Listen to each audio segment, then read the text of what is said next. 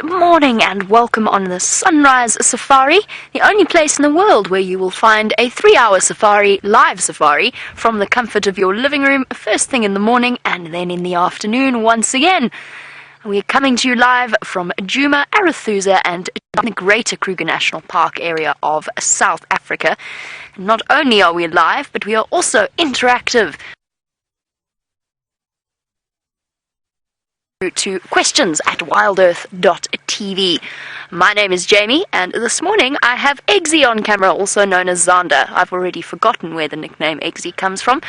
I feel very bad about that, and we're going to see what wonders we can find for you. And then on Rusty, Tayla is out with Dave, also searching for the wonders of the African bush. Without further delay, let us head off. Since the sun's already way above the horizon, Eggsy and I sat here patiently waiting to show you the beautiful sunrise. We asked the sun to wait, but it wasn't having any of it. So we enjoyed the sunrise, didn't we, Eggsy? Exactly. So, thank you to Shelley and to Brett who sent through the updates about the animals coming to the Djuma Dam camera. As you know, it's always incredibly helpful because it's kind of like having a network of spies in one place, one isolated place. Shelley sent through information that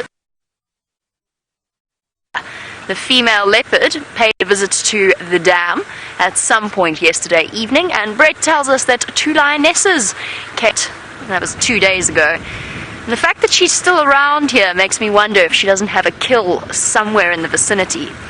And that's our plan for this morning. Now, the beautiful morning, yesterday's sunset safari was just a stunning, stunning atmosphere. We had the most beautiful, massive elephant bull. And I'm sort of secretly hoping that he might be around somewhere. The no was because I just drove over the elephant tracks. Right, I'm going to go and scour the land for the tracks of this female leopard. In the meantime, I know that Tayla was desperate to find out what was happening with her injured buffalo. So let us head across and find out what she's up to.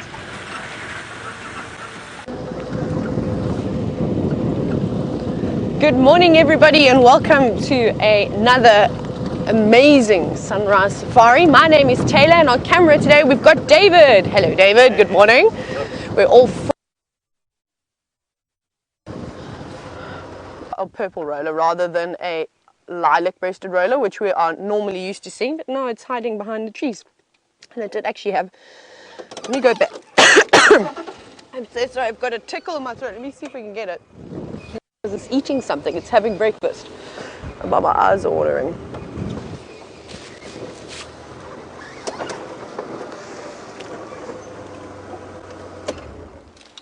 Have a look over there. What does it have in its mouth? Look at that.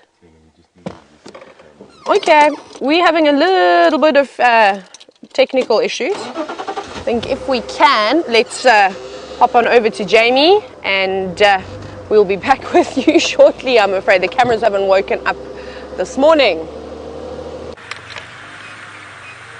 Oh, dearie me, it seems as though our camera on Rusty is having a little bit of difficulty, but that's okay, you've arrived at the perfect time.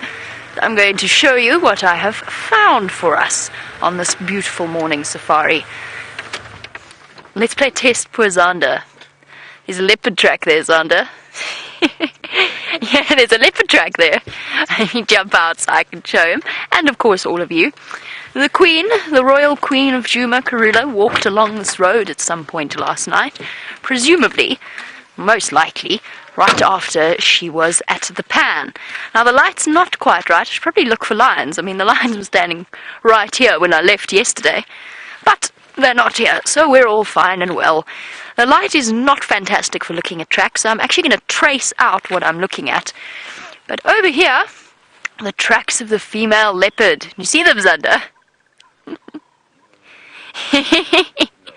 Nope, fair enough. These are particularly difficult to look at because it's in very, very soft sand, so they haven't kept their shape. So what we're looking at when we're looking at a leopard track is the back lobe. So this is the equivalent of the back of the leopard's foot. It's not the equivalent of, it is the back of the leopard's foot. 3 lobes tells us that it is a bigger cat. If you can't see the 3 lobes, that's not your fault, that's mine for picking a silly track in soft sand. And then toes over here, 4 of them. Clear as day, aren't they? There's a nice big round front foot. I say big, smallish front foot. Her back foot falls here. Here's her back foot. And she has wandered along south. So these tracks are going that way. That's not even a good arrow. Just to give you an idea of how indistinct the soil actually is in this particular patch. So, ma'am, where did you go? Before I go driving over her tracks in this horrible light.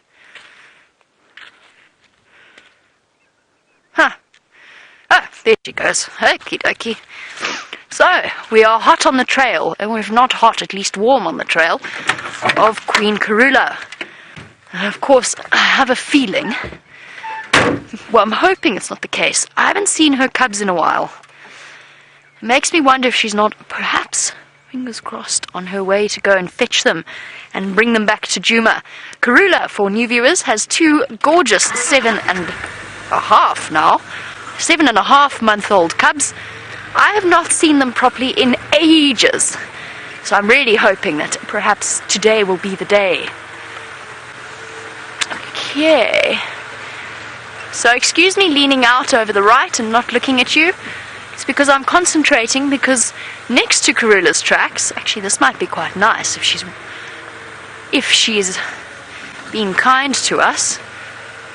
But she has not been kind to us. I was going to give you a nice comparison between a lion and a leopard in terms of size, if they had fallen next to each other. I think she's gone in there.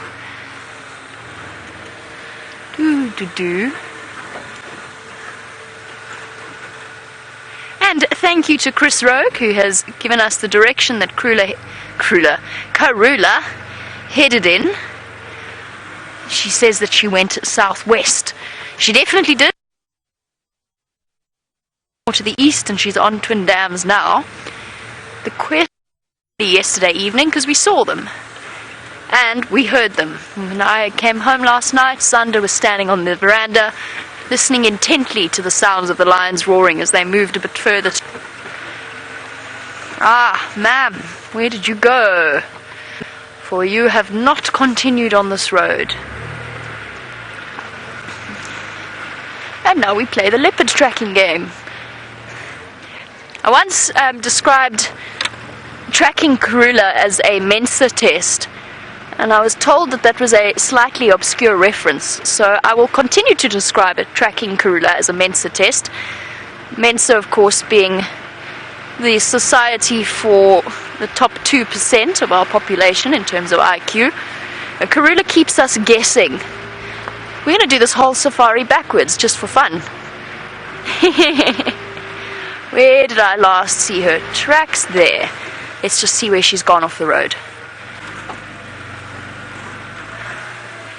And at the same time, I need to just chat to Andrew on the Game Drive channel. Sorry, everybody. We will get going with the safari in a moment, but I just want to make sure she doesn't have a kill in there. Good morning, Andrew. Nkonzo for Mafuzzy Ingwe going south on Twin Dams, and Audio Vangala, it sounded towards Buffelshoek. No other updates.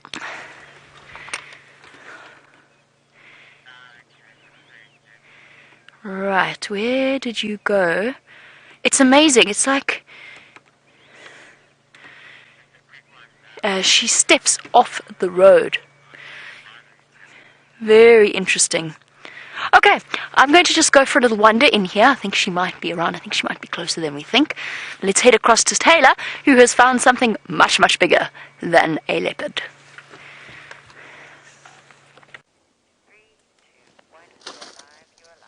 Finally, everybody, after not seeing a herd of elephants for a long time, I've managed to stumble across one and have a look at this sweet little elephant over here.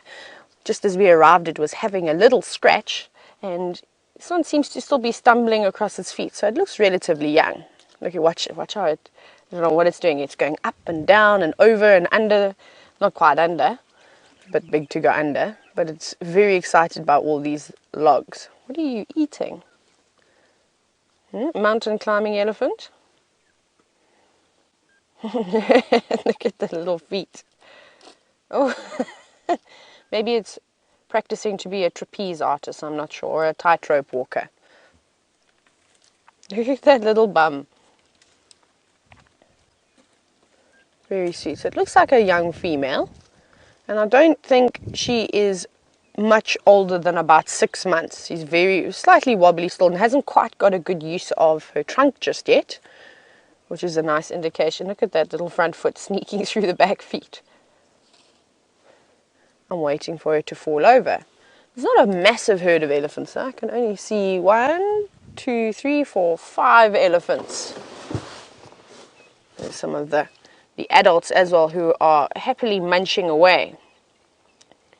Not quite as exciting as this little elephant who is got its bum now. It's tracing straight towards us. Look at it go. Isn't this a great way to start your morning? I wonder if this is... I'm just having a look here. I'm wondering if this is not the short trunk female. I just want to see it. Yes, it is. Oh, that's so exciting, everybody. So this is the short trunk family. You can see the short trunk female is that one straight in front of us. I just had I noticed that.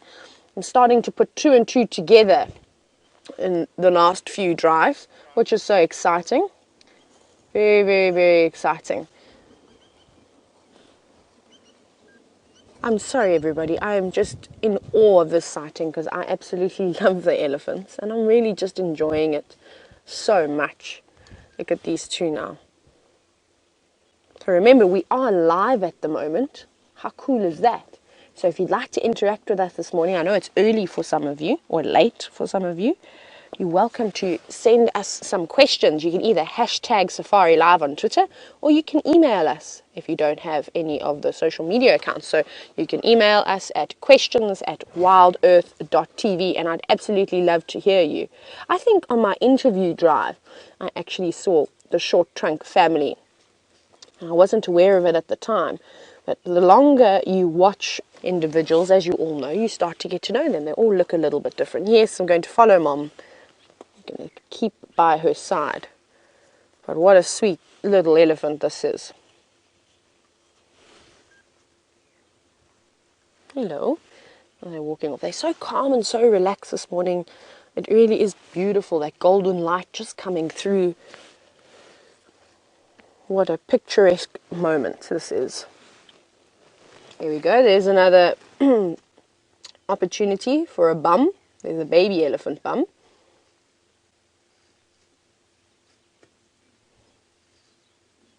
Look at that. Trying to turn that piece of stick around in its mouth. Not quite sure what to do, but it knows it's been watching Mom, and it knows that it's supposed to twist that piece of twig in its mouth, and then the bark is supposed to come off. Let me very quickly reap. Oh no, we've got another little gap there. There we go. There's some bums. 2 bums. Isn't that lovely? And I'm slowly moving off into the distance, but it's quite open here, so we'll be able to see them. I'm going to reverse that. I would like to reposition very quickly. No? Come on, Rusty.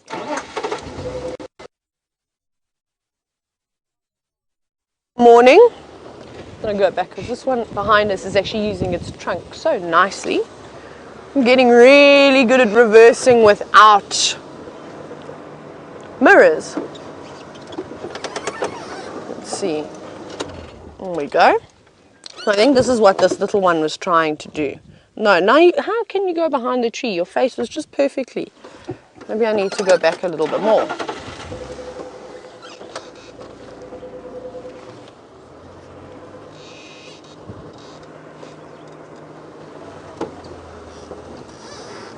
There we go. On the young males. Look at him there. So sorry, that's what I was just saying. That's what the little one was trying to do. Put a branch, or in the little one's case, it was really only a twig. And then now you will be able to see how it will chew and bite on the edge of the branch. And then from there, they normally try and twist it with their trunk. And that will take off a layer of the bark. Oh, no, done with that. And what they're trying to do when they're eating the bark is they're trying to strip the cambium layer from the bark. And that's the layer where nutrients are transported from the roots to the leaves. But at this time of the year, most of the trees don't actually have any leaves on them. So it's important sustenance for these elephants to be able to do that. Now, obviously the adults who have well-trained trunks are very much able to do this. The little ones, however, they struggle, and sometimes you'll actually see them picking up branches that have been half chewed by the adults, and they'll try and strip some bark off that's been loosened for them. It's just amazing how much control they have of those trunks. There we go. I'm going to try again with the same piece, and you hear that.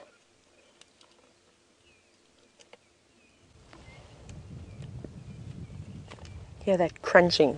Like I said, biting down, squashing the branch a little bit, and then loosening all the bark. I think that one's actually just going to eat the entire plant, though. It's not really big. It's called quite a young branch, so I'm sure it's quite juicy. Not like the bigger piece that it had earlier. And I love how that tusk is covered in mud. Have a look there. And also bark and all sorts of different things. They never seem to keep their tusks very clean. They're very important tools, the tusks. This one's only got one. It's quite nice. I think he's going to be a nice big bull. It's quite a long tusk. He's got some very good genetics. Oh, what are you going to do? You're going to pull that over for us. Show us your strength. Yes. Look at that. Look how he does that with ease. You and I could probably hang from that branch and it wouldn't do anything. Now let's see what he's going to do. What's your next move? You're going to bite it? I don't think your teeth are quite strong enough to bite it off, but you may be able to break it. Are you going to just strip the bark like that? No, not working. No one. Break it for us.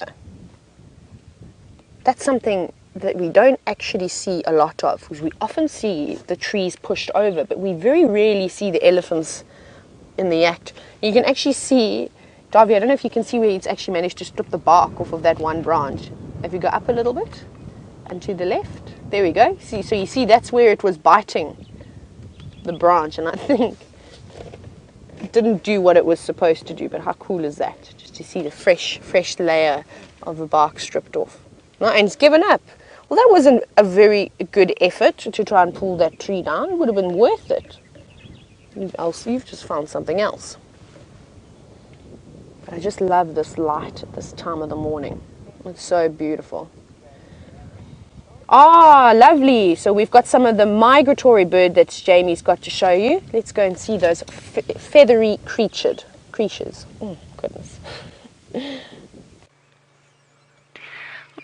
When any of us drive along Twin Dams Road, it would be remiss not to stop and check on our mating pair or nesting pair of Wahlbergs eagles. They're just so incredibly beautiful, and particularly in this morning light, they just look so photogenic. You can see the wind ruffling them a little bit. It's a little bit nippy this morning, not hugely so. It's 19 degrees centigrade, so 66 Fahrenheit. I just love watching them. I could sit and love that look from the one on the right. So our Wahlbergs eagles have just in the last few weeks returned to our shores. I don't know if I'd call them shores, but they've returned to this area. And our pale morph Wahlbergs have returned once again to their nests on Wahlbergs Road. Judging by the name Wahlbergs Road, they've been coming here for many, many years. They at some point relatively soon should be egg-laying, and of course with raptors, they have a breeding season, an egg-laying season, which starts round about now. But at the same time, it's different for each individual pair. Last year, we don't think they were successful, and hopefully this year will be different. They are wonderful little eagle species, and you can see, I think it's the female preening her feathers there. setting them all into alignment, preparing for her day ahead as she heads out to hunt and help to construct the nest. The reason I say I think it's the female, but it's hard to tell when they're puffed up like this, is that the female birds of prey are always slightly larger than their male companions. They are monogamous, but they only really come together when it's time for breeding. The one on the right keeps giving her such quizzical looks, and tipping his head as if to say, "What you doing?" She does look, to me, bigger than... The one on the left looks bigger than the one on the right, but she's also puffed up, so I'm not 100% sure, but I think it's the case. And it's just so fortunate that we get to spend as much time as we do with these lovely birds, that we start to recognize them as individuals. And of course, hopefully this year they are successful, and we get to watch a little juvenile Wahlberg's eagle. Will it be pale like its parents? Possibly, probably. What's the chances? If it's the pale morph is a recessive gene, as far as I understand it. It's why only roughly 5 to 10% Wahlbergs are pale morph. But the fact that we've got 2 pale morphs means, what would it be? Genetically, I mean, it won't be exact, but probably about a 50% chance that their offspring will be pale like its parents, or else it'll be the normal tawny colour. Or just throw a spanner in the works. Imagine if they had a dark morph chick. That'd be awesome. Right, an update on our leopard tracking endeavours. She's gone into the Mulwati drainage line. As I went walking, a lot of impala got a serious fright and went dashing off into the bushes, which means she's probably not still in that exact vicinity, although it's so hard to predict with leopard behaviour. I lost her tracks just in the drainage line itself, and I'm going to just keep checking along Twin Dams. The thing about leopards in general, especially Karula, she has a tendency, everybody who's tracked Karula has remarked upon this. She walks, and then all of a sudden she's going that way, and she's going that way, and she's going that way. We've seen it when we watch her hunting, and I'm sure she was hunting. There's a possibility she was hunting last night. So what I'm going to do is I'm going to check around the area, see if she perhaps caught something, and then came back to fetch her cubs, and we'll take it from there. We'll figure it out as we go along.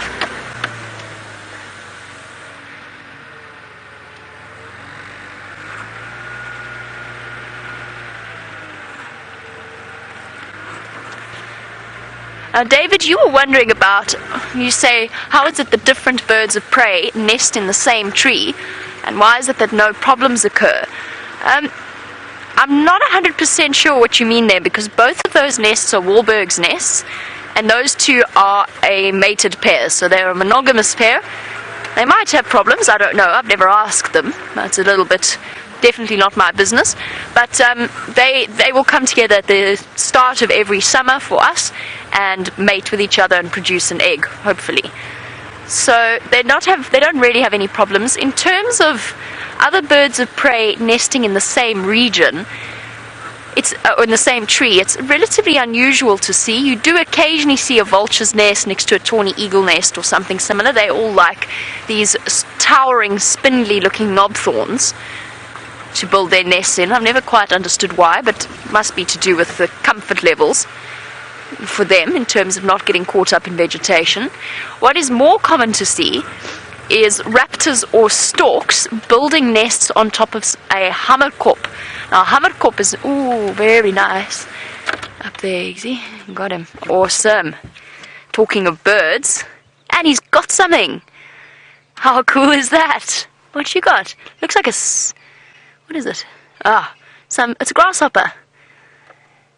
Amazing.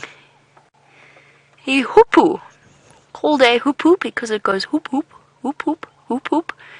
My dad's favorite bird. What now, hoopoe? Seems to be contemplating what on earth it's going to do with this enormous meal that it has in its beak. A little bit of problem solving needed here, because of course birds do not have teeth. Not that that really needed clarifying. So now what? You've got to figure out a way. Now he doesn't have the strong, ripping, tearing beak of something like a shrike or a barbet or a roller, for example.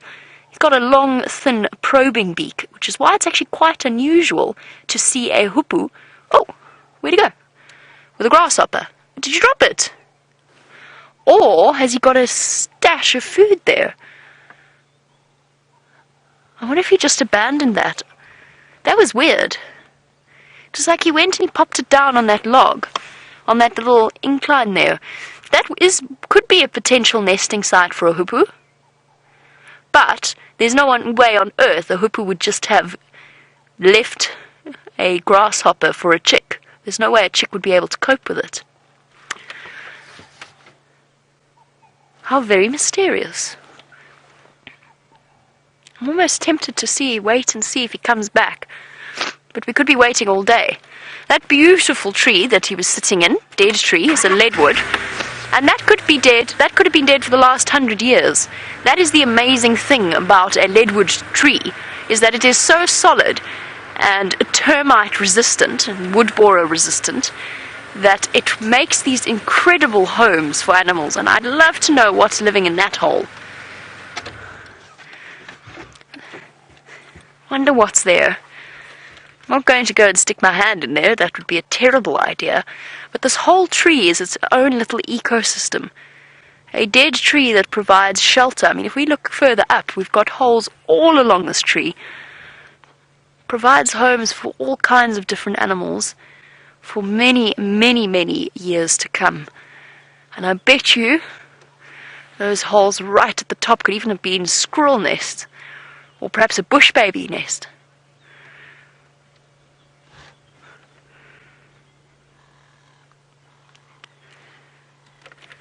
Ah, there we go, speaking, and of course there could be multiple bird species nesting in this tree, and we go back to the question that we had earlier, which was why is it that birds all feel comfortable nesting in the same place? And Debbie in Vancouver, you were saying that you saw, what was it? Was it vultures nesting, red-billed buffalo weavers, and what was the other thing?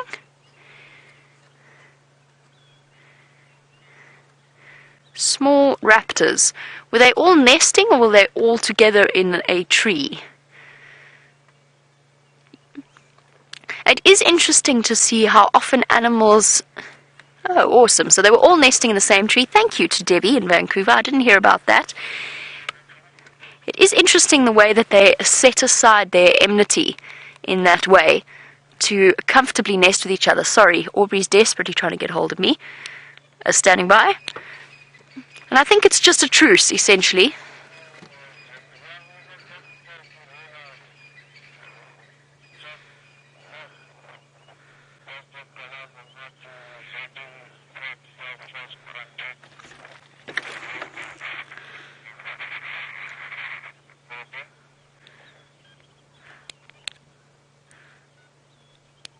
Copy that, thanks, Orbs. I'm going to make my way there now. My best approach would be quarantine.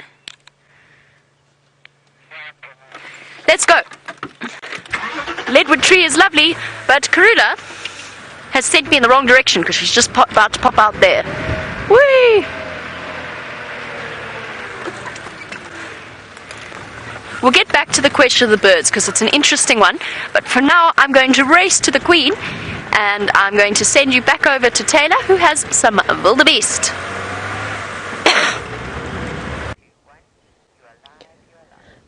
So everybody, I have found a little herd of wildebeest, one of the ugly five which I was chatting about yesterday morning, and I think, like I said, I prefer it to the big five.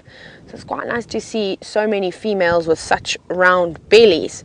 That means that they are brewing a little baby in their ovens, which is exciting. So hopefully we will expect them around December, maybe even a few ones a little bit earlier.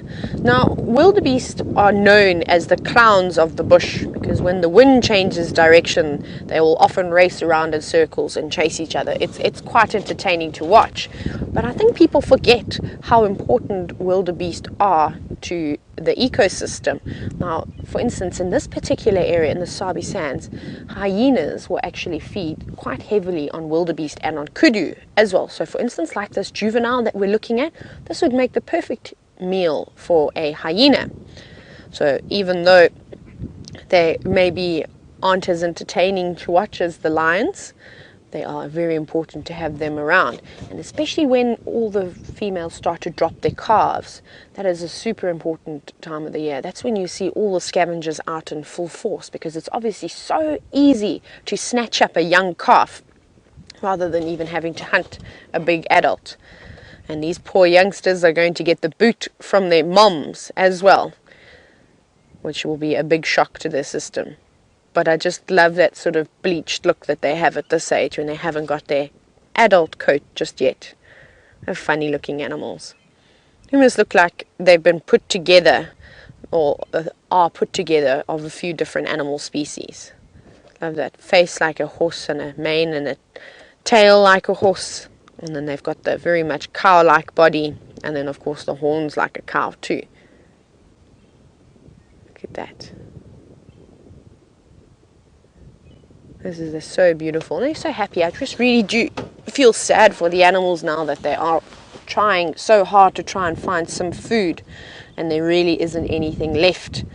I mean, I can't even see what they're eating. The grass is so brown, and there's only little blades left, not really anything substantial. There's quite a bit of grass though growing on the termite mound, so I can't wait to start seeing the animals climbing up the termite mounds to try and find the grass that hasn't been eaten just yet. You can see that even though it's yellow, at least it's some form of roughage to keep them going. See, I would be a termite climbing wildebeest.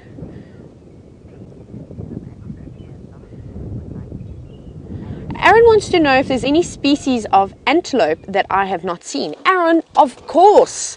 I haven't traveled throughout Africa, so there are so many different types of antelope species that I have yet to see. I'm trying to think which one I really want to see the most. I wouldn't mind seeing a Thompson's gazelle. I actually drove the great-granddaughter of the gentleman who named that antelope or discovered that antelope species, so that's always been on my list. This was many years ago. I'm not actually even sure where I'd have to go to see that. Maybe I should have a look at my mammals book. Let's see if I can find Thompson's gazelle, and I can do a bit more research about it. But they are really lovely animals. And who else? I haven't seen a lechwe yet. I'd like to see a lechwe and a sitatunga. I think a sitatunga, which is, I think if I'm not mistaken, are related to kudu and inyala. I'd really like to have a look at them. Right, what was I looking for? Let's go. Gazelle, yes.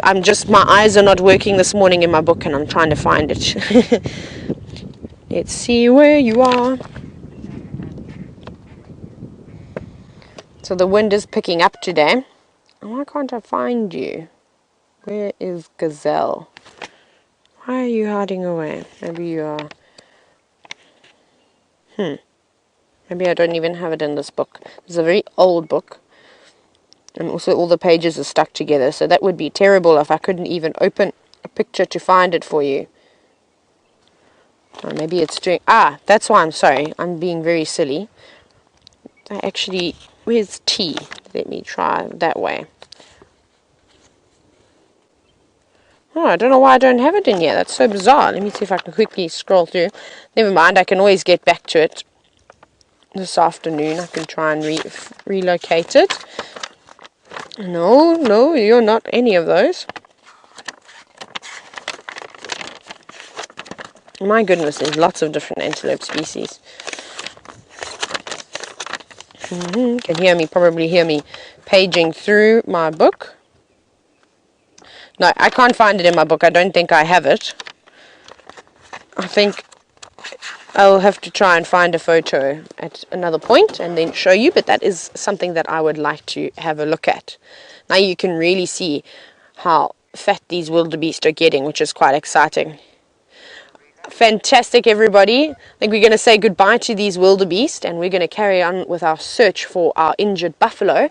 And I believe Jamie's got the Queen of Djuma for you. The Queen just walked right past our vehicle. Excuse me, and how exciting was that? Absolutely amazing. First time I've seen Karula in what feels like forever, and she walks right next to the vehicle. How cool was that, Eggsy? Awesome. Ah, wonderful. The impala, of course, spotted her. They are all alarm calling away. Thanks, guys. Let's try and see if we can't keep up with her as she goes off the road here. She's going towards the drainage line, which is one of her favorite spots. So what we're going to do here is we're going to keep leapfrogging. Rex is going around the side. Rex has just gone past. Oh, look at her. There's nothing... Thanks, Orbs. There's nothing quite like a leopard in the morning sunlight. That graceful, lithe body. Okay, let's go. She knows the game is up. She has not eaten last night. Judging by her belly, she's got the empty flap of skin just underneath her tail that is very clearly showing, very clearly shows us that she hasn't had a kill in the last few days. Oh, goodness gracious. Hold on, Eggsy.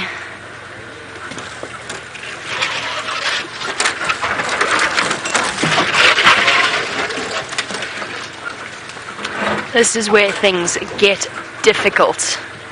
Sorry about the noise, everybody. There she goes. She is moving towards the drainage line. But yes, sorry about the noise. I went to squeeze past some trees. There she goes. Okay. The trick with Karula... Oh, zebra! That's a little bit too big. That would be particularly ambitious. They're all trotting past now. They're running away just because they're aware of a predator. They're not quite sure. They don't think they're being hunted really by a leopard. She's not a threat to them. There she goes. Okay, let's not let her get too far away. I'm going to switch on and catch up with her. Okay, there is a crossing point. Oh, Impala's dashing. I think she might just have gone for one. Hold on a moment. They dashed past her. They made a critical mistake. They panicked and they ran straight in front of her. Where's she gone? I think she might have tried to go for one of them.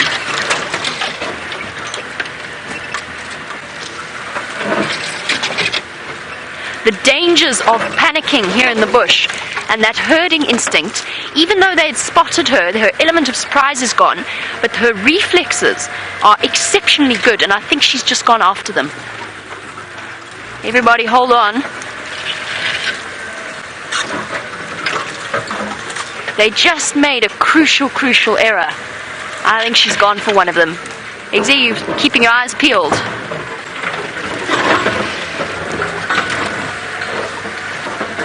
There she is. No, whatever happened, it didn't succeed. I think she did think about it though. The amount of distance she's just covered. Can you see her through that? She's going to disappear.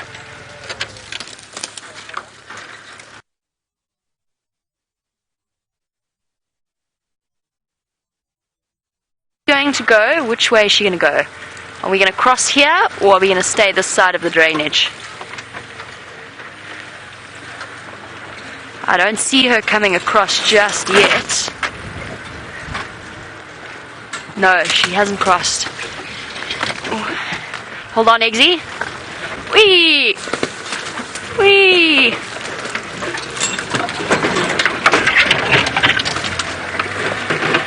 What a way to start a morning. There she goes. She's on the termite mound.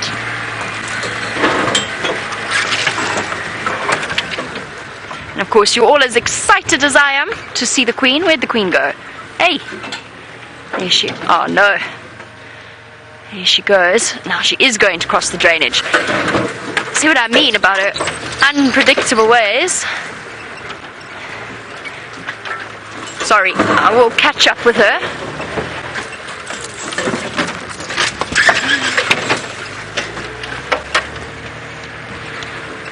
we're going to keep catching up with her, but we've got some tricky stuff to get through and a tricky drainage line to cross. Let's go back to Tayla and her Ellies.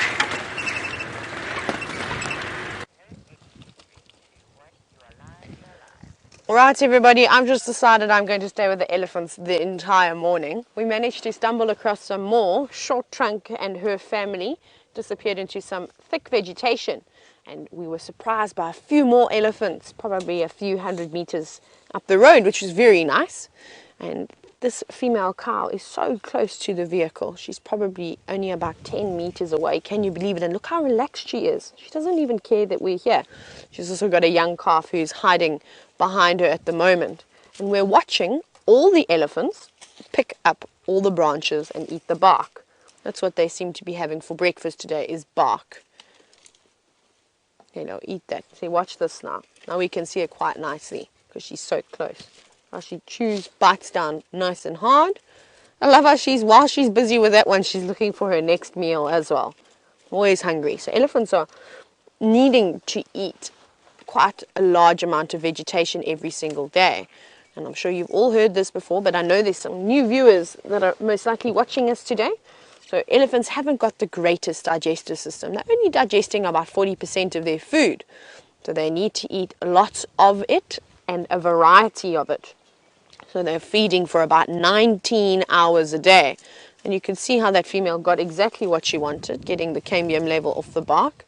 And now she's reaching for another piece. No, didn't like anything there. Now she's going to move off. Now you can see her little calf that's popping out. And the little calf is actually utilizing a branch that mom has already broken. And there's little bits of bark that that youngster can strip off much easier. There we go. You can see that that branch was already chewed by mom, and this little one is going to use it now.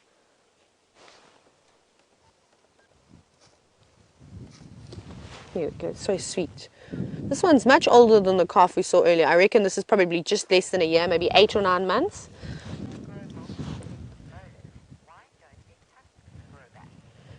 Thomas wants to know if these elephants have multiple sets. They only have 6 sets of molars, just by the way, Thomas.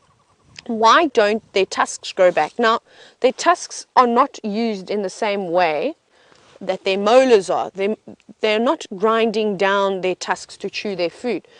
Their tusks have now become a modification and are more used as a digging tool rather than sort of crushing and grinding up the food like the molars are used. So there is no need, or they don't wear down at the rate at which the molars do. So that is why over many, many, many years, or hundreds of thousands of years, their tusks have adapted uniquely and are almost not even used like a normal tooth would be used. Look at that little one being pushed away by mom's tusk. There we go. It's now also a pushing tool, not only a digging tool. Can move a calf out of the way when little one gets under mom's feet. But it's amazing how gentle she is around that little one as well. Now she's sort of saying, just move out the way, let me handle this. Let me push this over for you. Look at that, using her feet. See, they use everything. They use their trunk, they use their tusks, and they use their feet all in one go. There we go, that's so much clever. So that is so clever, sorry. There we go, breaking multiple branches. And now that little one will probably also come in and start munching away on the ones that mom has broken for it.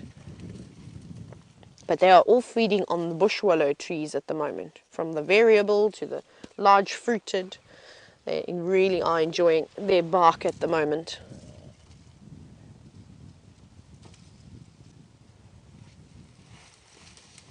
And you'll hear me go quiet sometimes, but as much as I love to talk, sometimes I also think it's nice just to sit back and just enjoy and watch and appreciate the elephants. And they're actually communicating with each other at the moment.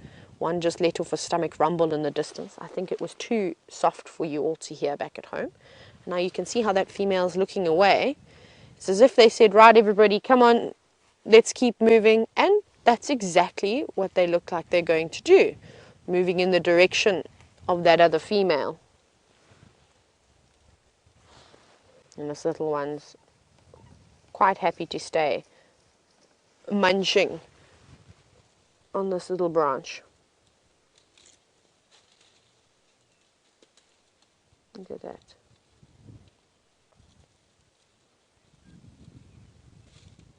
He's rubbing the tip of its trunk all over that branch, trying to find. There we go. Got a little loose piece. Pull, pull, pull.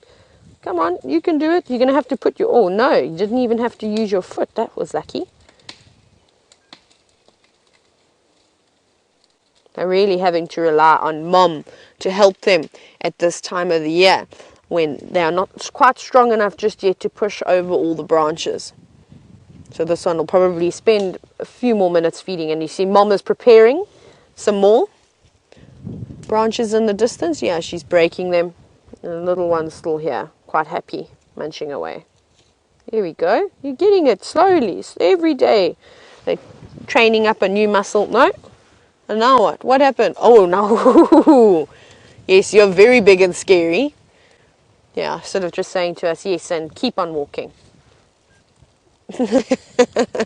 You only did that because Mom is just around the corner. If Mom wasn't here, you wouldn't be so brave. How lovely is that? And they're going into the thicket now. Well, not that it's really, really thick.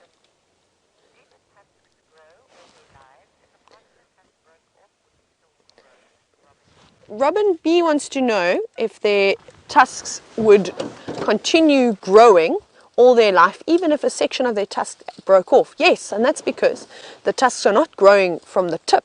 They're actually growing from the base, and they're getting longer and longer and longer. So if a tusk were to break off, it depends. If it broke off maybe where the nerves are, it might be a little bit of a problem, and possibly no, it wouldn't carry on growing, but they will. It depends on a lot of things, on genetics, on a few, and which would determine the length and the rate at how quickly an elephant tusk will grow. Obviously the male elephants generally have much bigger, longer and thicker tusks than what a female elephant will have, whereas the female elephants slightly thinner. They don't need to use them for fighting. They're really using them as a work tool. So I hope that answers your question. Should we reverse a little bit because it's quite nice? I think we may get a gap again. Jamie and I seem to be doing lots of reversing.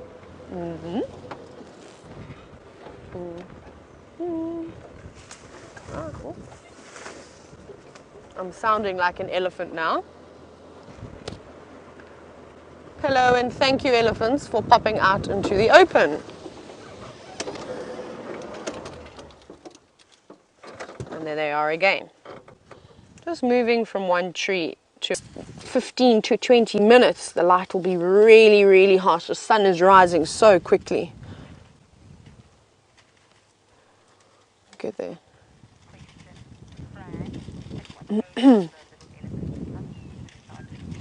Fran wants to know at what age will the elephant's tusks start to show? Now this is one of the things we use to try and age an elephant, Fran. So normally at the age of about 2 years old, you'll start to see those little tusks protruding through the folds of skin.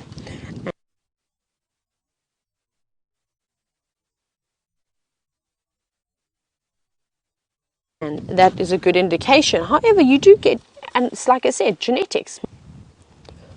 And I think that's what the elephants are going to do today, is they're just going to eat bark until they move into another area and are able to find something else to eat. They're also loving to eat bulbs, and I've been actually seeing a few tall white squirrels popping out of the ground. So I'm sure the elephants in no time are going to start digging those plants out the ground. She's got really impressive tusks, so she must be quite an old girl. Quite a big female too. No. What's this little one got now?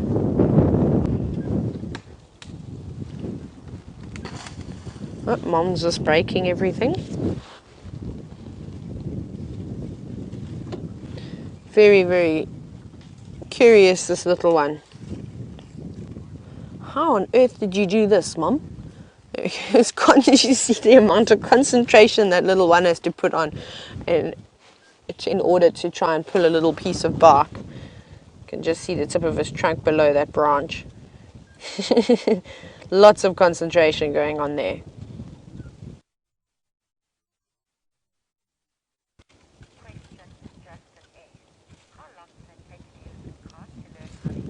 Good morning, Justin S. Justin S wants to know how long will it take for an elephant calf to use its trunk.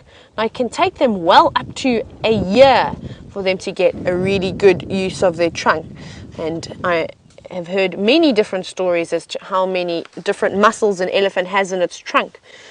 But anywhere between 10,000 all the way through to about 60,000 muscles in their trunk. So you can imagine it takes them quite a long time to get the full use of it. That's why I say that this little calf that we're looking at, it's got a much better use of its trunk than the little one we saw earlier. So I reckon it's probably about 8 or 9 months, almost coming on to about a year. Just hasn't quite got the strength just yet, but it's able to move it around and twist it around by actually controlling it and not by it just doing what it wants to do. So I always like to describe the baby or an elephant's trunk, especially when they're young like this, like a toddler trying to feed itself for the first time. You know how they sort of go in with a spoon and then they poke it in their eye and then they put it in their nose and their mom's got to wipe their faces. That's exactly what happens with these elephants as well.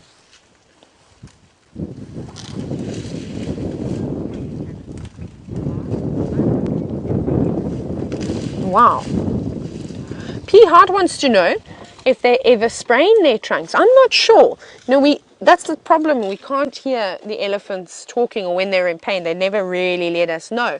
But if there's so many muscles, I'm pretty sure that they could maybe strain a muscle here and there. Now, that would be obviously a very unfortunate thing for an elephant to do because they rely on their trunks so much. But I don't think it's a common injury.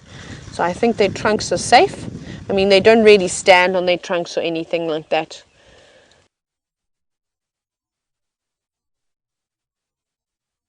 And when they do struggle with pulling down a tree or pushing over a tree, then they bring in the rest.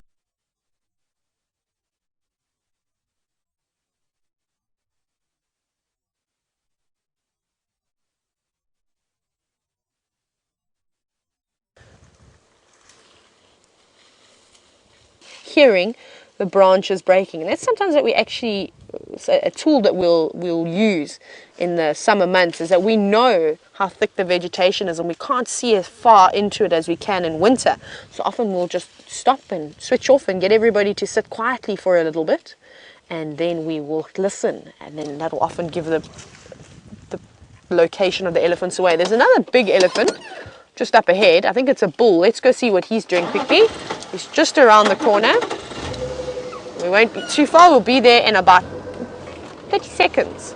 And he seems to be right up next to the road.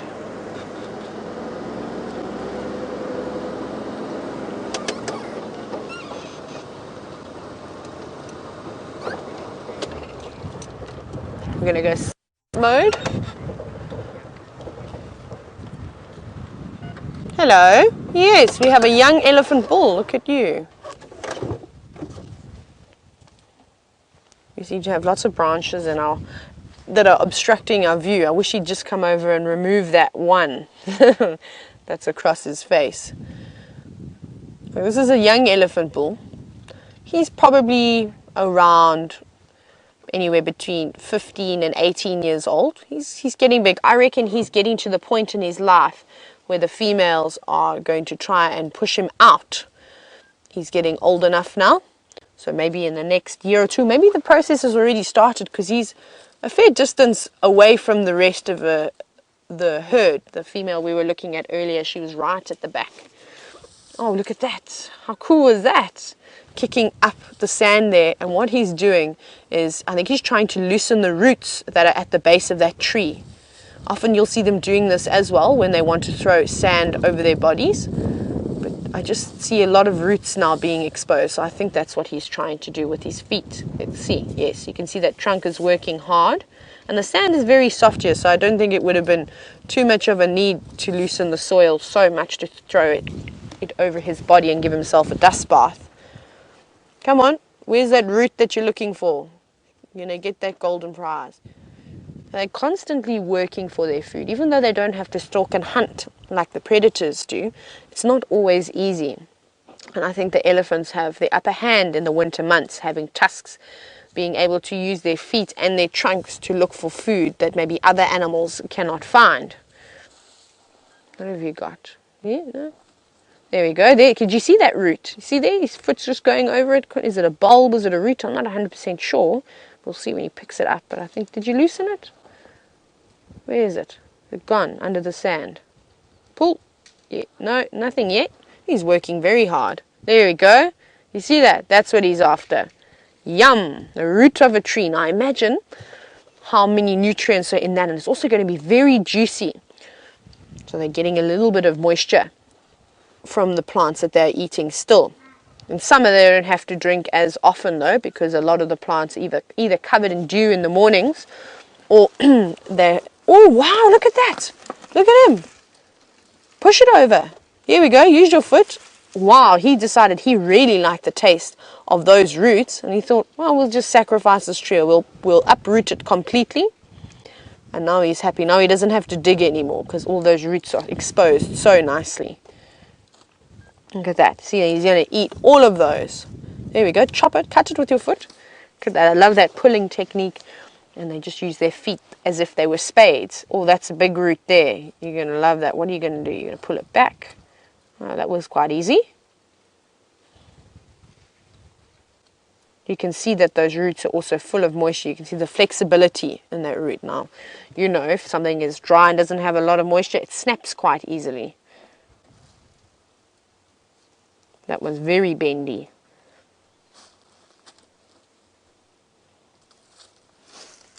Oh.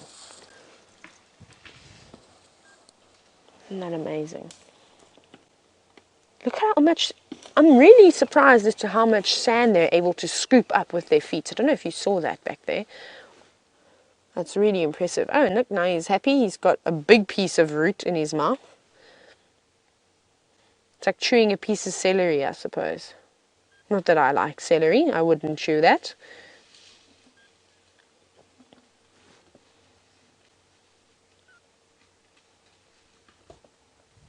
Now the wind has died down again. It's windy, and then it's windy again. It's not windy. Tolvin wants to know, how long does an elephant live for? Now Tolvin, it's... Sorry, I've got the sun straight into my eyes. So Tolvin Tilo wants to know how long an elephant lives for. Sorry everybody, I'm repeating that. I'm trying to hide behind the sun. It's scared me straight in the eyes. I'll try and keep my eyes open for as long as possible. You may see them water just now, what I do for you viewers. So Tolvin is actually a new viewer, so welcome. So it depends on quite a few different things. We were talking about the teeth earlier. I don't know if you managed to see that the sun is this side. Yes, amazing. Ah, thank you, David. David is shielding the sun from my eyes. Okay, that is so much better. So with them only having 6 sets of molars, so if they reckon every 10 years or so, a set of molars will push up from the back and move forward like a conveyor belt. So if they've only got 6 sets of molars, they reckon that they live anywhere between 60 and 70 years. So depending on the vegetation that they're eating, it'll wear down their teeth quicker. Now in the winter months, obviously everything is extremely dry, so their teeth are going to wear down at a lot quicker rate. So hopefully we get a lot of rain, and then it gives them a bit of an opportunity to eat some nice soft vegetation. So as this happens, when they get to their final set of teeth, they then unfortunately are not going to be able to eat as much as what they would. And so elephants don't starve to death, they sort of end up dying of malnutrition. It's a very long, slow process. It could take a few months, it could take a few weeks. It just depends on the availability of food. And that's when you often see elephants moving around towards watering holes. Here we go. Or even just living along the banks of rivers where the vegetation is nice and soft. So I hope that answers your question, but it's anywhere between 60 and 70 years old, possibly even younger. But look at that. He's doing that with ease. That's incredible. I can't believe how easily he pushed over that tree.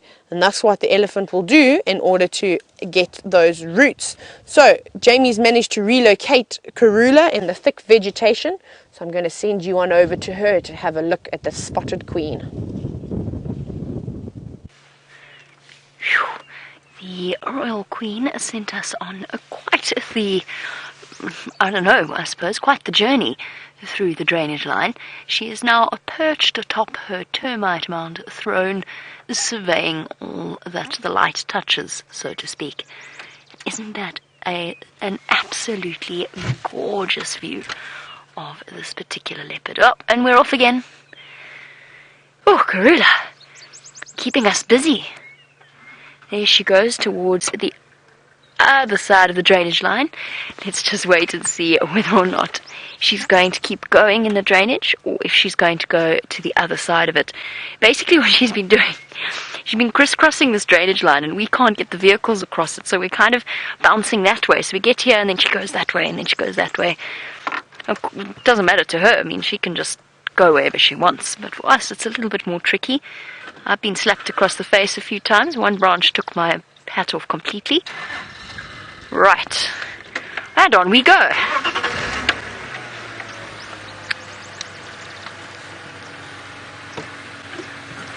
And she's gone back across the drainage line. Let's just... And it looks as though she's hunting a daker. I've just been listening to the Game Drive channel.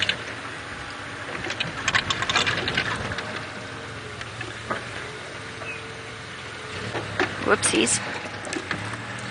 Playing car Tetris again. Where did she go? You got her ahead. Where?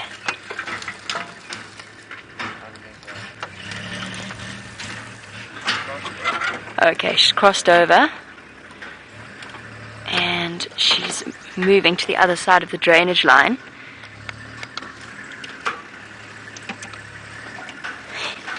I'm sorry, I hate to keep doing this to you, but she is keeping us busy and we don't want to in any way disturb her. So we're going to go across and get back to the other side. While we do, I'm going to send you back across to Tayla.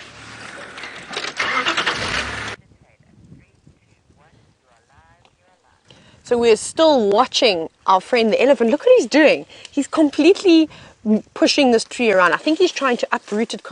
Amazing. Just don't throw it towards us, big man. Amazing. How incredible is that? He does that with absolute ease. Wow. So this tree will cease to exist after he's finished. He is not playing around. That was amazing. I just can't believe the strength of these animals, how they're able to throw around a tree like that. I think I would struggle to even move that bit around. But he's got all the roots exposed now. So he is a very happy camper. And it's so fantastic to be able to sit and watch this. Like I said this earlier, we see a lot of destruction from the elephants, but we never get to see them doing it. And now that you actually get to see why he is pulling a tree or pushing a tree over, it's important to realize that they don't always want to be destructive. It's just that they have to, because there's literally nothing else that they can eat at the moment. So the roots and the bark are so important to the elephants at the moment. If you had to go and look through their dung, a fresh piece of elephant dung, you won't see any grass. You'll see a few leaves, but you will find lots and lots of bark, which is amazing. Well, it's very actually quite sad for them at this time of the year that that's what they have to eat. But at least they're not really having to eat the guarri leaves, which the poor antelope are having to feed on. And for those of you who don't know what a guarri tree is, I'll find one for you. I'll even taste a leaf so you can see the expression on my face. But they are full of tannins, so they're very, very bitter. I don't think elephants can smile, but I'm definitely sure. I'm seeing a smile on this elephant's face. He's so happy that he was able to pull that tree up. And yeah, I definitely think that this elephant is in the process of being pushed out of the herd. The rest of the herd is completely moved away now, and he's still hanging around here. So that's quite nice to see as well, not just him pulling the trees up and pushing them over, but also to see this slow process where he is being asked to leave the herd and where he's going to have to move on and maybe find another young elephant, or maybe he'll find a big Ellie bull like Jamie had yesterday, and follow him for a few years and learn from him, and he will basically be a mentor. Okay, there you go. Pull it right up. Strip it nicely for us. Oh, he didn't like that one. Decided we'll go for something smaller.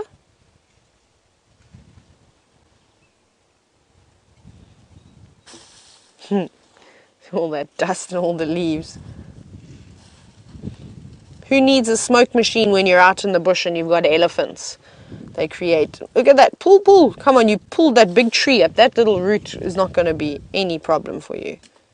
Yes, there we go.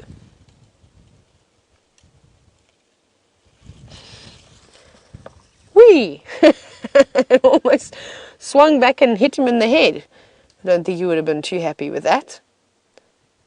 And it's quite funny. Davy, I don't know, can you see all the bark on the inside of his lips now? Yeah. Look how amazing that is. You can just see the stained red around his lips when he opens them from all the bark. So that's elephant lipstick, everybody. I think he's a bit confused though, because he's a boy. Maybe it's just a tinted lip ice. I'm not sure.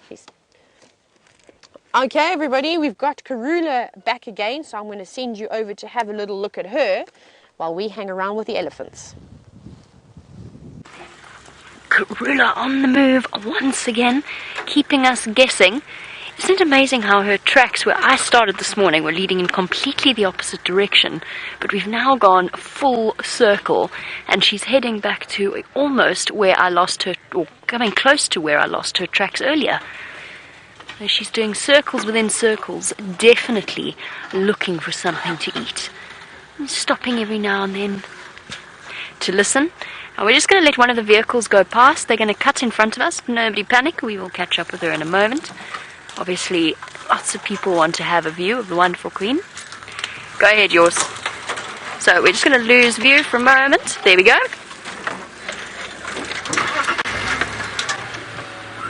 Okie dokie. Onwards we go.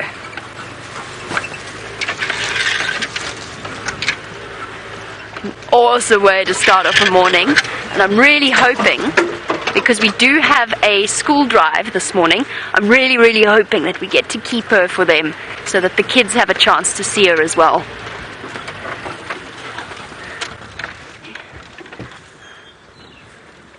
Karula on the move. Magnificent. Awesome.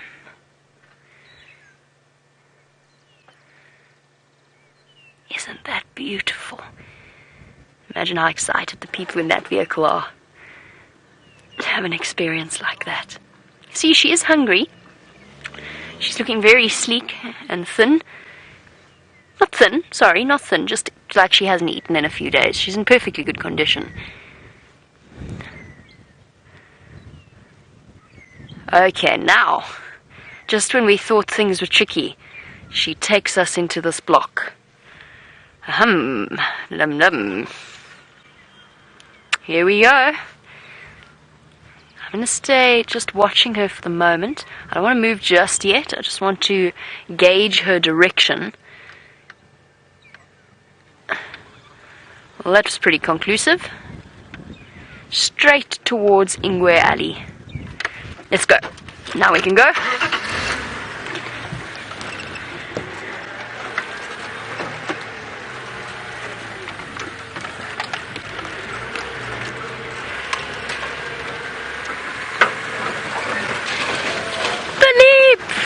Philippe is watching our live safari. Philippe, of course, is the most amazing filmmaker and came to visit our camp last year. And he's watching with all his friends and would like to know how cold it is here in South Africa. It was 19 degrees when I set out. I am now sweating from the hard work of trying to follow Karula. It is apparently currently oh my goodness, I took that corner a bit sharply. You're right there, Eggsy. It is currently 73 degrees Fahrenheit. It's lovely that you're watching. This is very exciting. Hopefully I don't lose the leopard. She should pop out somewhere here.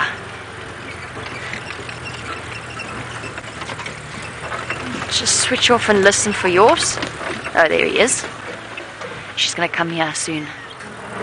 There's yours. Where's Karula? Alright, everybody. Intently focused on the spots moving through the bush. Where is she? let's just stop here. She should come right to us. Let's just watch for spots. Now it's all fine and well. She should come out here. I'm just waiting for my chance to chat on the Game Drive channel so that I can check with yours that this is still the direction she's heading in. And she hasn't suddenly decided to go north.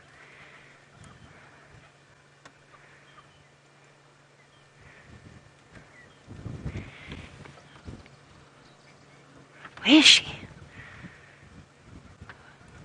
Okay, she must have gone to ground. Not gone to ground, she must have been lying down. Philippe, when are you coming to visit us again?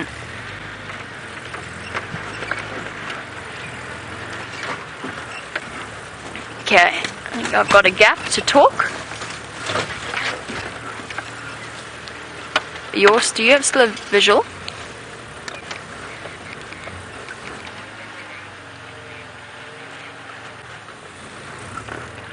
Okay, copy. Is she still mobile or is she static now?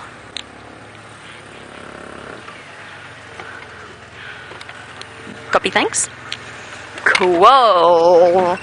She's sat down on a termite mound again, posing regally as only Karula can pose. Just noticed that my hair is definitely not in the same condition it was in when I started. Oh well. Where you big girl? She must be on that termite mound.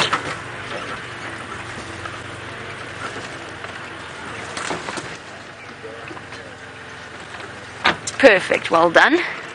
Ouch! Tree.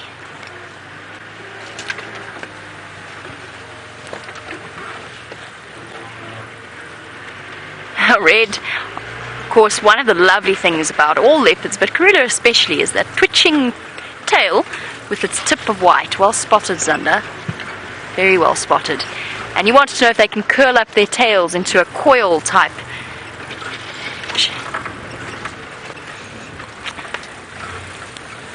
Firm, thank you, yours. Let me just duck down to show you where she is. We'll just go in quickly, have a look-see. And then we've got to... beautiful. Oh, that's beautiful. I don't really want to push any further forward. I think she's going to get up. Okay, let's... I need to make space for Mike.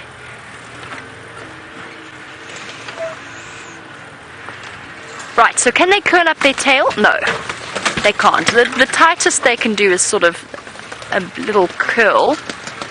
I'm trying to make space for Mike so he can see her too, and it's unfortunately put me in a really difficult position. I don't want to... Wait, I know what we'll do. Lindsay, hold on to your hat. You're not wearing a hat. Oh, you are wearing a hat. Up, she's up. That was to be expected. Phew, my early morning workout. Watch out, Eggsy, that's going to flick back and hit you. There you go. Okay, she's walking straight in front of us. Let me stop here. Maybe I can show you where she... Ah, changed direction as I stopped. So a leopard's tail, because it's boned, it has bones in it, can only curl to a certain extent. And they're quite large vertebrae, because a leopard's tail, it's not like the almost prehensile tail of a vervet monkey, for example. A vervet monkey uses its tail as an additional grip, so that has a considerable degree of flexibility. A leopard's tail is not used like that, so therefore it doesn't have the same range of motion. It's more a weighted, there you go, a weighted balancing tool. Hello, Monkey Orange, my old friend.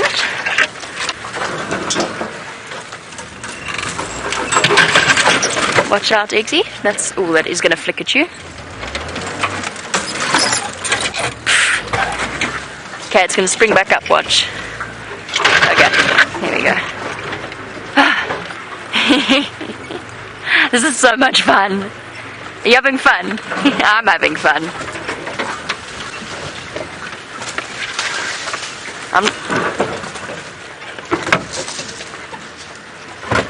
Now, Calvin, you wanted to know if she's hunting right now. And the answer is yes. She's not actively stalking just at the moment, but just look at her body posture here. Look at the way that she's standing.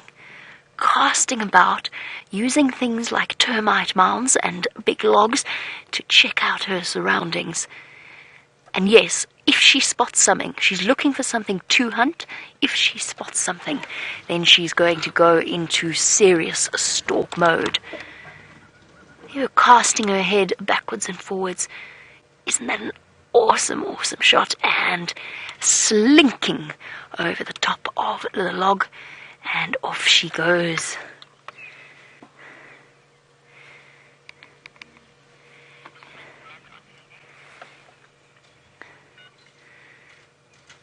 Now, apparently some of you have spotted something on her neck. I don't know what's happening there. Might be blood. I'm not sure. And you know, leopards are often host to a variety of small injuries that they've acquired, not in Karula's case, not through mating, although they do often have injuries on their neck from that, but then also in a situation where they've been hunting and something's happened. We saw that horrible injury, poor Shadow, on the back of her leg. It looks incredibly painful. But our animals are so resilient and they're so used to these nicks and cuts and scratches that they're actually not too bothered. And it heals up very quickly. They don't get infections like human beings get infections. They've got much more resilient immune systems. Just hold on. She did a little trot there. No, I think that was just to get her to the termite mound. Never mind. Sorry, Eggsy. Go back. Reposition.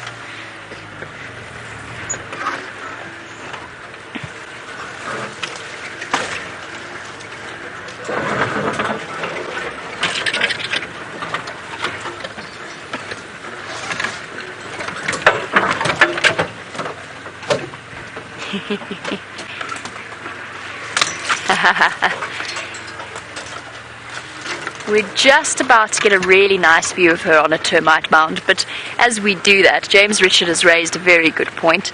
It wouldn't really be a Karula sighting if she made it easy for us, now would it? There. There we go. There we go. You're right, James, but... Right, let's examine her neck. Which side of her neck was it on?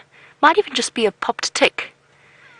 Don't see any blood on her. Maybe a little... No. She looks fine. From this side, at least. Every now and again they have a tick sitting on the back of their neck where they can't reach with their tongues, and they scratch it and it bursts.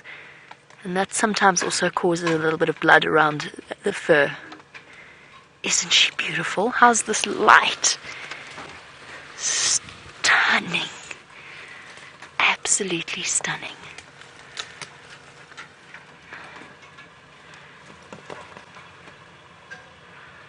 Poised and ready. Now I do just at some point need to hop onto the Game Drive channel, so keep watching her. This is a beautiful view.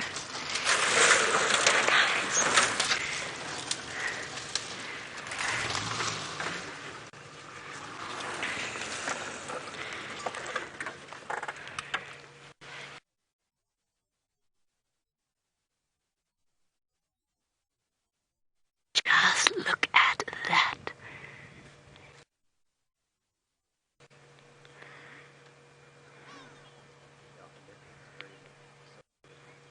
Oh. She's almost got a royal halo. Oh, and some royal flies fluttering about her head. Just like our lions, leopards are also plagued by insects at times. They usually have a vast array of stable flies and midges and other such things fluttering about them. You can see them all on her ears. If you look really closely, you'll see them settling there. She has been spotted, by the way. A chorus of go-away birds going quee, quee. Now the jig is up. And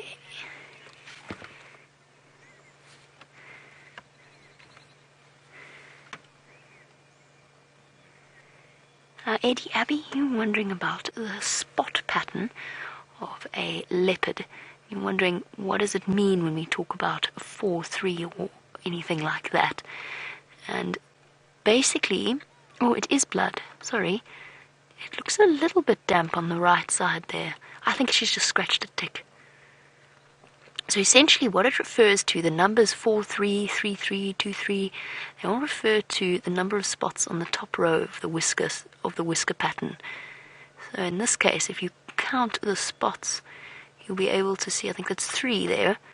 I never worked with spot patterns like this, so it's a new system for me since I started working here. Is she chuffing there a little bit, or was it just a deep breath? I think it was just a deep breath.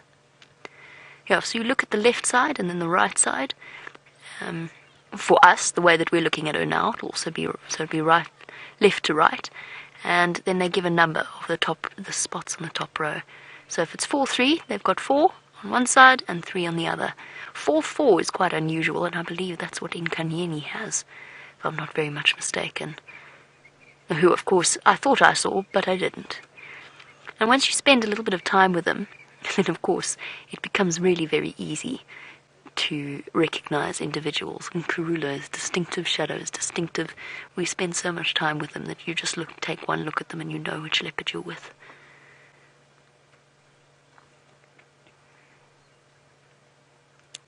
Hope you're getting some amazing screenshots. This is just too beautiful. I mentioned yesterday, and then I got distracted, the idea of the photogenic 5. Leopard is definitely in the photogenic 5. They never look, you never catch them at a bad angle.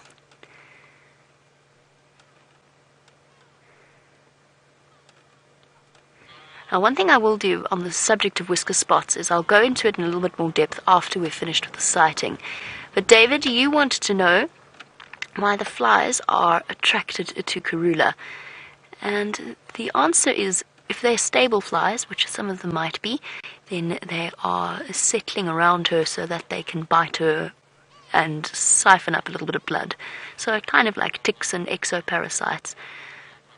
A lot of those will be stable flies, biting flies, and they're after her. They're attracted to most things like mosquitoes, and flies are often attracted to carbon dioxide exhalation.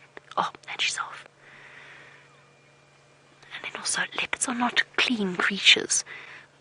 We like to think of them as clean, but they are often quite smelly creatures. Look at her go. This is awesome. Keep my head down.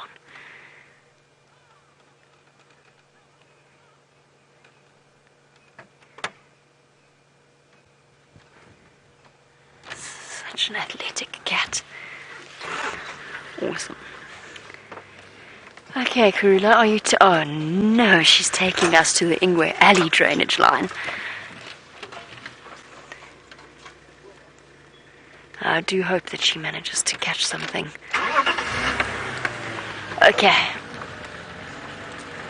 Right, repositioning again. Which way is she going? Where's she gonna go? What's she gonna... Oh, there we go. That's what she's gonna do. Look at that.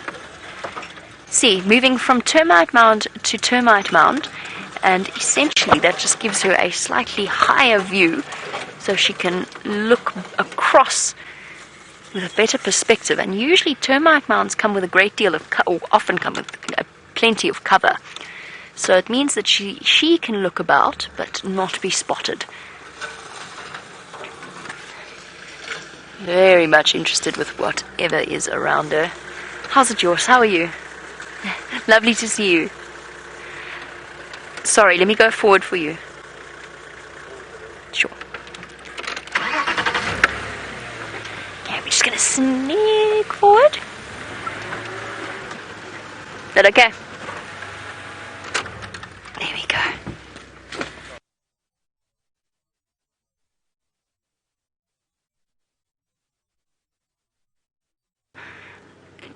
microscopic bacteria and bits of dirt that gather, flakes of skin and so on the leopard and in its fur. And occasionally even leftover bits of blood as well from a kill, although leopards are a little bit more fastidious than lions in that respect. You watch Karula after she's had a big meal, she always settles down to give herself a jolly good clean. And she can't help the fact that her saliva is full of bacteria.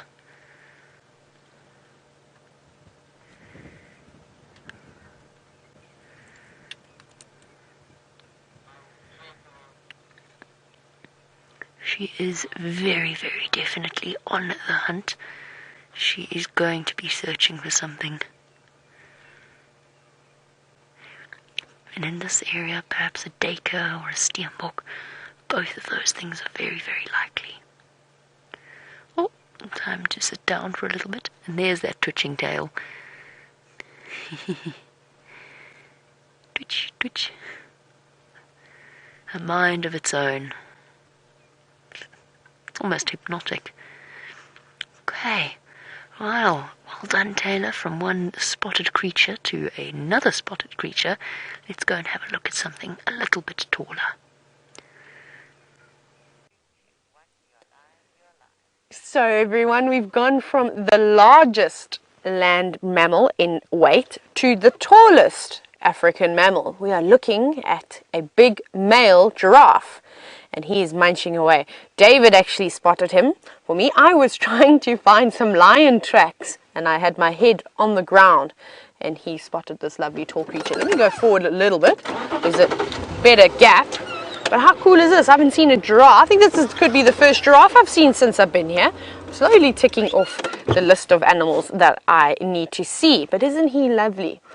And like I have been saying, and I'm going to keep on saying it, we are going to see a lot of the animal species feeding along the banks of either drainage lines or even along the dry rivers.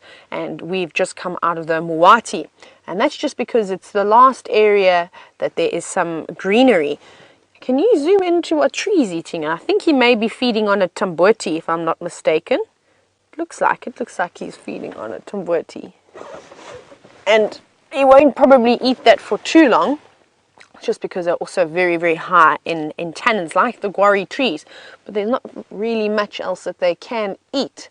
I haven't seen too many knob thorns yet that have got leaves. Only a few of them are just starting to get their flowers. We're seeing the ones around camp, though, flowering. And I think that's because we've probably got quite a bit of water around the area where the others are having to wait for the first rains. But also, once again, how incredible is it that all these animals are so well camouflaged? It blends in so nicely. You see him munching away. Look at that. Look how tall he is. And you can't even see half of his legs because they're behind a little bank.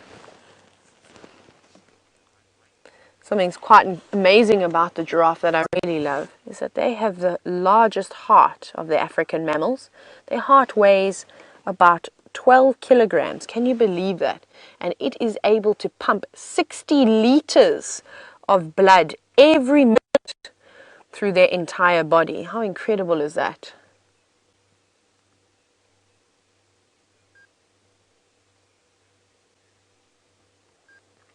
Really nice. Oh, what else can I hear? Can I hear something breaking in the distance? So we are also listening out and looking for the lions this morning. So I'm hoping that while we are sitting and having a quick look at this giraffe, that some of the other rangers are going to be able to find them. Sorry, I can just hear something else breaking branches in the distance. I just want to very quickly listen for 2 seconds.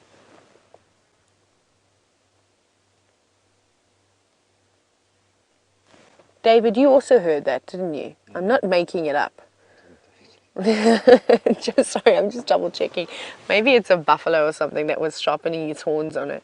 Rubbing its horns on a tree, but I can't see whatever was crashing through the bushes. I'll have a look at this giraffe.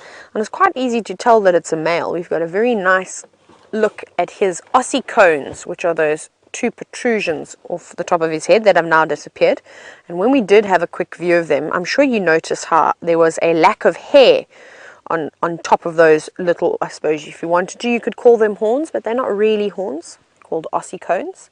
And I'm going to have to go forward again so we can actually see that we're looking at a giraffe and not a headless giraffe. We'll have a nice gap just now. Sorry, I keep squeaky, putting the brake a bit hard. So that's probably the easiest way to be able to tell how to be able to tell the difference between a male and a female. Sorry, I lost my train of thought there. It was just by looking at the ossicones, because that's often the only part of a giraffe that you can see is just the tip of its head. And one of my favorite words in Xhosa or Zulu is the word for giraffe, which is dlamiti, and the translation is amazing. It is a horse with its head above the trees. I really love that. And that's what we're seeing now. It would be nice if he was facing the other way though. So with the females have got very long tufts of black hair on top of their ossicones. And their face also isn't as, I would say, ugly as the males. I think the females are a lot prettier. Their face is a lot finer. No big calcium deposits like the males tend to have. You can see when every now and then when he turns his head to the side, sort of between his eyes, he's got this big, it looks like a big callus on top of his head. Do you see that? And now as a giraffe gets older, they start to develop more and more of these big calluses and these calcium deposits. And they reckon that by the time a giraffe reaches the age of about 10 years, he's got about 7 kilograms worth of these calcium deposits on his face. And that's why I say that the females are a lot prettier, because they lack these calcium deposits.